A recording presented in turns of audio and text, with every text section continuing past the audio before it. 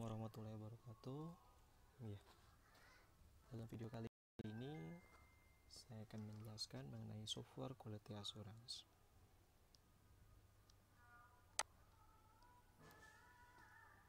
Apa itu software quality assurance? Software quality assurance merupakan serangkaian prosedur yang dilakukan oleh QA engineer atau QA tester untuk memastikan bahwa produk yang dikembangkan sesuai dengan standar. Software quality assurance juga dapat diartikan sebagai suatu pendekatan sistematis untuk mengevaluasi kualitas suatu produk. Karakteristik software berdasarkan ISO 9126, yaitu yang pertama, functionality. Produk yang dikembangkan menyediakan fungsi yang diterapkan dengan benar serta sesuai dengan kebutuhan user. Kemudian reliability, atau kemampuan suatu sistem untuk terus berfungsi ketika digunakan dalam periode waktu tertentu. Selanjutnya usability, aplikasi harus dapat digunakan dengan mudah oleh pengguna. Kemudian efisiensi, karakteristik ini berkaitan dengan sumber daya sistem yang digunakan ketika software dijalankan. Selanjutnya maintainability, yaitu software harus memiliki karakteristik maintainability, yaitu kemampuan untuk bisa dimodifikasi. Yang terakhir, portability, yakni software harus dapat beradaptasi dengan baik ketika digunakan pada program komputer yang berbeda seperti DOS, Windows, dan lain-lain. Kemampuan yang dibutuhkan oleh seorang QA adalah yang pertama adalah testing mindset, yaitu mindset testing. Yang kedua, functional analysis dan testing. Yang ketiga, proses improvement. Yang keempat, defect management. Selanjutnya, security testing. Selanjutnya, performance testing, automation, dan UAT. Jenis pengujian software.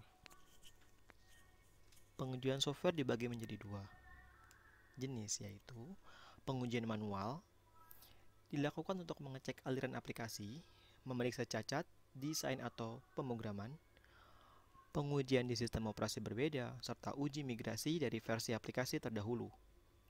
Selanjutnya, pengujian otomatis. Pengujian ini terdiri dari pengujian regresi, pengujian otomatis yang dilakukan pada malam hari, pelaporan otomatis melalui email atau tool kolaborasi seperti Slack, automated build, dan automated publish. Konsep SQA. Yang pertama, pendekatan kualitas manajemen. Yang kedua, teknologi rekayasa perangkat lunak yang efektif, metode, dan tools yang digunakan. Yang ketiga, tinjauan teknis secara formal yang diaplikasikan melalui proses pengembangan software. Yang keempat, strategi uji coba software yang multi-tier. Yang kelima, kontrol terhadap dokumentasi software dan perubahannya. Yang keenam, prosedur untuk memastikan pemenuhan standar pengembangan software jika software tersebut diaplikasikan. Dan yang terakhir, mekanisme pengukuran dan laporan. Metode pengujian perangkat lunak atau software dibagi menjadi dua metode, yakni pengujian white box testing dan black box testing. Adapun white box testing adalah pengujian dengan metode ke dalam modul untuk meneliti kode-kode program yang ada dan menganalisis apakah ada kesalahan atau tidak. Sementara black box testing merupakan pengujian perangkat lunak yang tes fungsionalitas dari aplikasi yang bertentangan dengan struktur internal atau kerja yang berdasarkan penglihatan dari pengujian white box testing sebelumnya. Studi kasus, pengujian black box testing pada aplikasi penjualan berbasis web menggunakan metode equivalence partitions, studi kasus PT Arab Store. Dari jurnal Teknologi Sistem Informasi dan Aplikasi dengan nomor ISSN 2654-3788 volume 3 nomor 1 bulan Januari tahun 2020 50-56 oleh Arif Kurniawan, Arif Maulana, Ferdian Ramadika, Sukma, Winnie Kumala, Ari Saifuddin. Dalam gambar yang pertama, berdasarkan form tersebut, terdapat beberapa rencana pengujian.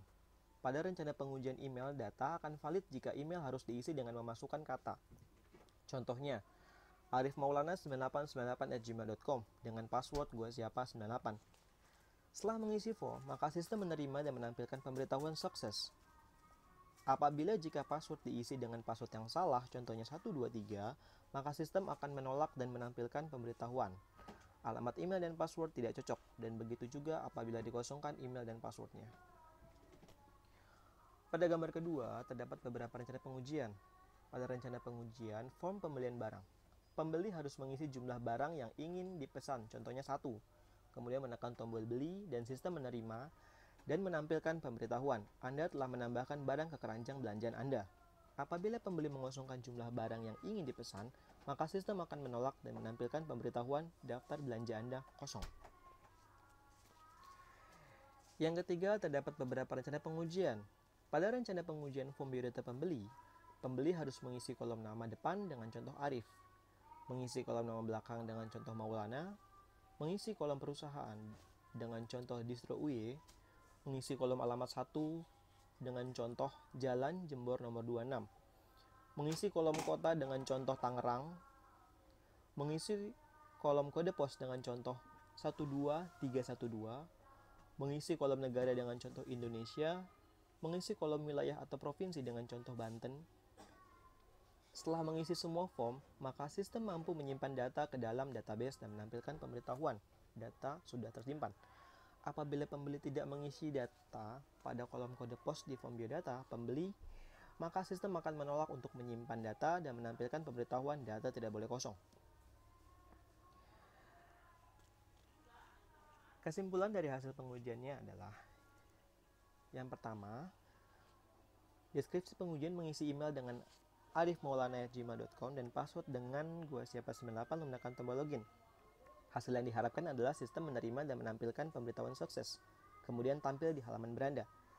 Hasil pengujiannya, sistem menampilkan pemberitahuan sukses, kemudian tampil halaman beranda. Kesimpulannya adalah berhasil.